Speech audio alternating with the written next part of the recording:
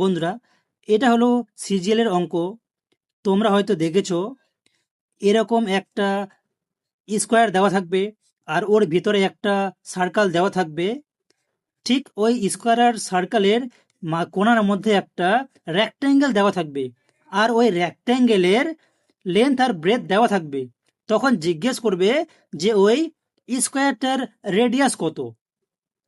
এটা বের করার জন্য তোমাদেরকে এটা সারা জীবন মনে রাখবে, কোনো বৃত্ত যদি একটি বড় বর্গক্ষেত্রের কোণায় লেগে থাকে এবং তার ফাঁকে একটা ছোট আয়তক্ষেত্র মানে রেক্ট্যাঙ্গেল দেওয়া থাকে, এমন ভাবে যে বৃত্তটাকে জাস্ট স্পর্শ করছে আর ওই গ্যাপের মধ্যে একটা রেক্ট্যাঙ্গেল আছে, সেই সময় যদি বৃত্তের ব্যাসার্ধ বের করতে বলা হয়, তাহলে এই ফর্মুলা ইউজ করবে যে ওই ছোট আয়তক্ষেত্রের length plus breadth plus under root 2 into length into breadth, এটাতে বসিয়ে দিবে।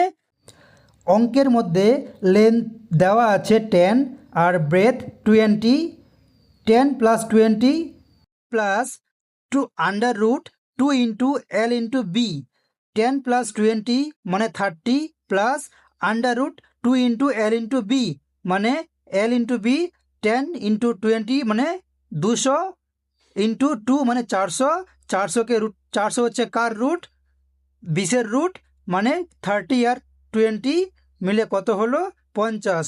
তো এটার অ্যান্সার হলো 50।